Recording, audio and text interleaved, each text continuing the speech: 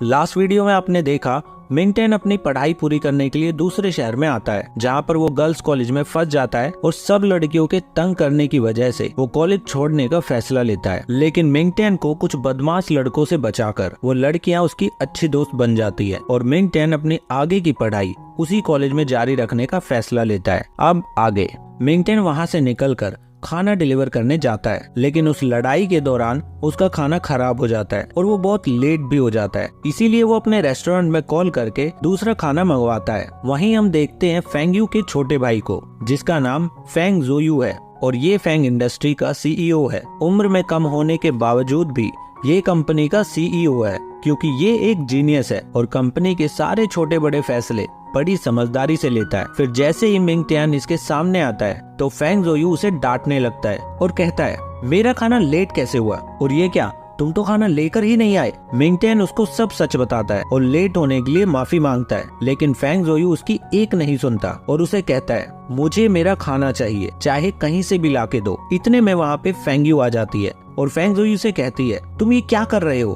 तो वो कहता है, मैं इसकी कंप्लेंट करूंगा। इस पर फेंग यू कहती है, ये मेरे कॉलेज में मेरा जूनियर है। तो फेंग यू बोलता है, ओ तो तुम एक दूसरे को जानते हो, तो क्या हुआ, मैं फिर भी इसकी कंप्लेंट करूंगा क्योंकि ये मेरा खाना लेकर नहीं आया। तो मिंगटेन उससे फिर से माफी मांगता है और कहता है, सर मैंने आपका खाना फिर से ऑर्डर कर दिया है, जो कि अभी आता ही होगा। ये कहकर मिंगटेन वहाँ से चला जाता है। इसके बाद हम देखते हैं ब्रूने को, जिसको ज़ेंगजी कॉलेज में एडमिशन मिल जाता है, जिसकी वजह से वो बहुत खुश होता है। साथ में उसकी माँ भी बहुत खुश होती है, लेकिन उनको ये भी फिक्र होती है कि ब्रूने के कॉलेज चले जाने के बाद उनका रेस्टोरेंट कौन संभालेगा। फिर हम देखते हैं ब्रूने पहली बार कॉलेज में जाता है और अपने चारों तरफ लड़कियों को देखकर बहुत हैरान और खुश भी होता है, क्योंकि उसको कॉलेज के बारे में कुछ नहीं पता था कि इस कॉलेज में सिर्फ लड़कियां ही है और वो इस कॉलेज में दूसरा लड़का है जिसने यहाँ पर एडमिशन लिया है। सारी लड़कियां उसको देखकर बहुत खुश होती है और कहती है, ये लो एक और लड़का आ गया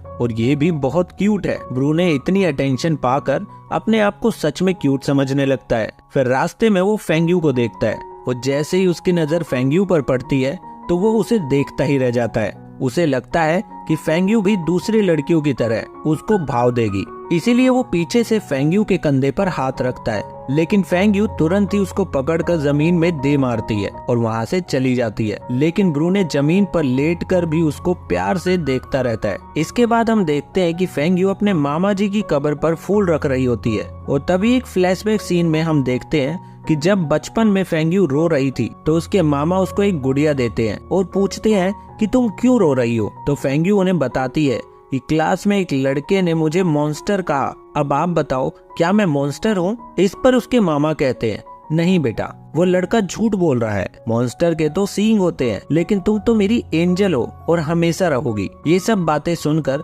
फेंग यू चुप हो जाती है और बैठकर उस गुड़िया से खेलने लगती है। लेकिन तभी उसके दादाजी वहाँ आते हैं और उससे गुड़िया छीन कर कहते हैं, इतनी बड़ी होकर तुम गुड़िया से खेल रही हो, जिसकी वजह से फेंग यू फिर से दुखी हो जाती है। इसके बाद फेंग यू अपने मामा की कब्र के सामने खड़ी होकर बड़े ही उदास मन से कहती है, मैं आपकी दी हुई गुड़िया को भी अपने साथ नहीं रख पाई। इसके बाद फेंग यू थोड़ी देर प्रे करके वहाँ से चली जाती है। फिर उसके थोड़ी देर बाद ही मिंगटेन भी वहाँ पर आता है और फेंग यू को कार में जाता देखता है। दरअसल मिंगटेन भी वहाँ पर अपने पिता की कब्र पर फूल रखने के लिए जाता है, लेकिन वो देखता है कि वहाँ पर पहले से ही फूल रखे हुए हैं, जिसे देखकर मिंगटेन सोचने लगता है कि ये फूल किसने रखे होंगे। फिर अगले दिन कॉलेज में mister Wang Mingten, Xiaomi, Feng Yu and Mia को अपने कैबिन में बुलाते हैं और उनसे कहते हैं, तुम लोगों ने कल फिर से लड़ाई की थी ना, तुम लोगों की बहुत कंप्लेंट्स आ रही है। फिर मिंगटेन बोलता है, आई एम सॉरी सर, ये सारी गलती मेरी थी, इसलिए आप सिर्फ मुझे ही सजा दीजिए।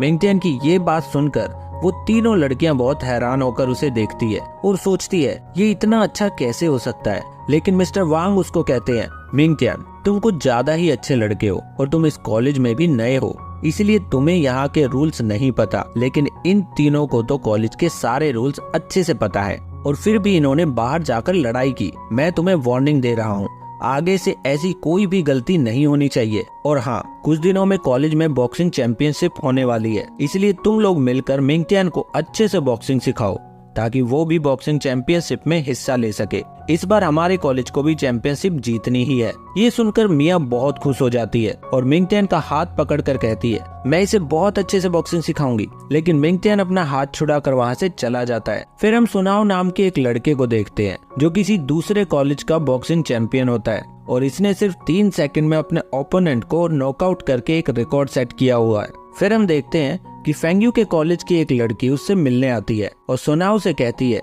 मुझे इस टूर्नामेंट में भाग लेना है और फेंग्यू को हराना है। दरअसल लास्ट टाइम ये फेंग्यू से बॉक्सिंग मैच में हार गई थी, इसलिए इसको इस बार टूर्नामेंट में हिस्सा नहीं मिला। फिर सुनहाओ उसकी बात सुनकर उससे कहता है, क्यों ना हम तुम्हारे कॉलेज के बॉक्सिंग क्लब में चलकर इस बात का फैसला करें। वहीं अगले दिन कॉलेज में मिंगटियन को सारी लड़कियां घेर लेती है और कहती है, हमें तुमसे ये उम्मीद नहीं थी, तुम अपना एड्रेस हमें बता दो ताकि तुम्हारे जाने के बाद हम तुम्हारे भाई बहनों का ध्यान रख सके। ये सब सुनकर मिंगटियन सोच में पड़ जाता है कि आखिर ये लड़कियां उससे ये सब क्यों बोल रही है, जिसे पढ़कर मिंगटियन शॉक्ड हो जाता है क्योंकि वो एक ऑर्गन डोनेशन का फॉर्म था। ये सब देखकर मिंगटियन उससे पूछता है कि ये सब क्या चल रहा है, तुम लोग मेरे साथ ऐसा क्यों कर रही हो। तब एक लड़की उसको बताती है, जाकर नोटिस बोर्ड पर देखो, तुम्हें खुद समझ आ जाएगा। ये सुनकर मिंगटियन जल्दी से नोटिस बोर्ड के पास जाकर देखता है तो उसे पता चलता है कि नोटिस बोर्ड पर बॉक्सिंग टूर्नामेंट में फेंग्यू के ओपोनेंट की जगह उसका नाम लिखा होता है। ये देखकर मिंगटियन बहुत परेशान हो जाता है। फिर थोड़ी देर बाद शाओमी उससे मिलती है और कहती है, तुम चिंता मत करो, मैं तुम्हें अच्छे से ट्रेन करूंगी। मिंगटियन उसकी बात सुनकर गुस्से में वहाँ से चला जाता है। फिर हम फेंग्यू को देखते हैं जो कि एक जगह खड़ी होकर मिंगटियन के बारे में ही सोच रही होती है। दरअसल वो मिंगटियन को पसंद करने लगती है, लेकिन वो कंफ्यूज होती है कि वो सच में उसे पसंद करती है या नहीं, और क्या मिंगटियन भी उसे पसंद करता है। तभी मिंगटियन वहाँ आता है और उससे पूछता है, फेंग्यू तुम अपने आप को समझती क्या हो, तुमने मुझसे बिना पूछे अपने ओपोनेंट में मुझे क्यों चुना। तो फेंग्यू कहती है, लेकिन मैं तुम्हें क्यों ना चुनूं। तो मिंगटियन कहता है, तुम्हें पता है मुझे कॉलेज के बाद भी बहुत सारे काम होते हैं, मेरे पास ट्रेनिंग का टाइम नहीं है, और अगर मैंने ट्रेनिंग कर भी ली फिर भी मैं तुम्हें हरा नहीं पाऊंगा। तो क्या तुम मेरी इंसल्ट करने के लिए ये सब कर रही हो। इस पर फेंग्यू कहती है, तुम्हें ऐसा क्यों लगता है कि ऐसा करने से तुम्हारी इंसल्ट होगी। ये हमारे कॉलेज का ट्रेडिशन है और इस मैच के लिए तुम्हें जो ट्रेनिंग मिलेगी उससे तुम अपने आप को बाहर के लोगों से भी प्रोटेक्ट कर पाओगे, तो इसमें प्रॉब्लम क्या है। फिर मिंगटियन कहता है, मुझे बॉक्सिंग करने में कोई इंटरेस्ट नहीं है और मैं तुमसे लड़ना नहीं चाहता। फिर फेंग्यू कहती है, ठीक है तो फिर तुम इस कॉलेज से अपना ट्रांसफर करवा लो। ये सुनकर मिंगटियन फेंग्यू से बहुत निराश होता है और सच में कॉलेज छोड़ने का मन बना लेता है। इसके बाद हम देखते हैं शाओमी और फेंग्यू को जो आपस में बात कर रही होती है। तो शाओमी फेंग्यू से कहती है, ये तुमने क्या कर दिया, मिंगटियन कॉलेज छोड़ने की बात कर रहा है। इस पर फेंग्यू उसे सारी बात बताती है कि वो सच में नहीं चाहती थी कि मिंगटियन कॉलेज छोड़कर जाए। फिर वो दोनों बात करते हुए KFC पहुंच जाते हैं जहां पर मिंगटियन काम करता है। चलो चलकर मिंगटियन से बात करते हैं और उसे कॉलेज छोड़ने से रोकते हैं। फिर वो दोनों KFC में जाकर मिंगटियन के बारे में पूछती है तो एक लड़का उन्हें बताता है कि मिंगटियन से एक फूड डिलीवरी में गलती हो गई थी जिसकी वजह से उसने गिल्ट में ये नौकरी छोड़ दी। ये सुनकर वो दोनों बहुत हैरान होती है। इसके बाद अगले दिन कॉलेज में हम ब्रूने को देखते हैं जो बहुत स्टाइल में चल रहा होता है और उसे लगता है कि वो इतना अच्छा है कि सारी लड़कियां बस उसी को देखे जा रही है। लेकिन बात कुछ और होती है। दरअसल सारी लड़कियां उसे नहीं, उसके पीछे आ रहे लड़के सुनहाओ और उसकी फ्रेंड को देख रही होती है। वो दोनों चलकर सीधा बॉक्सिंग क्लब में पहुंचते हैं और वो लड़की रिंग के सेंटर में खड़ी होकर फेंग्यू को चैलेंज करती है। ये देखकर ब्रूने मिया से पूछता है, ये लड़की ऐसा क्यों कर रही है। तो मिया उसे बताती है, ये बॉक्सिंग रिंग उनके शहर का सबसे फेमस बॉक्सिंग रिंग है जहाँ पर बाहर से कोई भी आकर हमारे कॉलेज के किसी भी बॉक्सिंग चैंपियन को चैलेंज कर सकता है। तभी शाओमी वहाँ आती है और उस लड़की से कहती है, फेंग्यू तुम्हारी गुलाम नहीं जो जब मर्जी तुम्हारे बुलाने पर आ जाए। फेंग्यू का बॉक्सिंग मैच मिंगटियन के साथ ही होगा जिसको हम ट्रेन करने वाले हैं। ये सुनकर वो लड़की कहती है, यहाँ पर कौन किसके साथ बॉक्सिंग करेगा इसका फैसला जूनियर्स कब से लेने लगे। तभी मिया आगे आती है और कहती है, सीनियर्स का भी यही फैसला है कि फेंग्यू मिंगटियन के साथ ही फाइट करेगी, तुम्हारे साथ नहीं। ये देखकर वो लड़की चुप रह जाती है और सुनाओ की तरफ देखती है और सुनाओ ये सब देखकर मुस्कुरा रहा होता है। वहीं दूसरी ओर फेंग्यू मिंगटियन के लिए एक नई साइकिल खरीदने आई होती है। तभी उसके फोन पर मिस्टर वोंग का मैसेज आता है कि मिंगटियन अभी भी कॉलेज में नहीं आया और ना ही उसे ट्रेनिंग मिली है, लेकिन वो मैसेज को इग्नोर कर देती है। फिर थोड़ी देर में ही मिस्टर वोंग उसे कॉल करते हैं, लेकिन फेंग यू कॉल को कट कर देती है और साइकिल खरीदने में ध्यान देती है। वहीं मिंगटियन एक लेटर लेकर मिस्टर वोंग के पास जाता है और कहता है मैं ये कॉलेज छोड़ना चाहता हूँ, जिसे सुनकर मिस्टर वोंग फिर से परेशान हो जाते हैं और कहते हैं अरे अब क्या हुआ बेटा, हमने तुम्हारे लिए कॉलेज में नया लॉकर रूम, वाटर हीटर और सारी फैसिलिटी बनवा कर दी, फिर भी तुम कॉलेज को क्यों छोड़ना चाहते हो? आखिर तुम्हें परेशानी क्या है? इस पर मिंगटियन कहता है मुझे बॉक्सिंग टूर्नामेंट में हिस्सा नहीं लेना।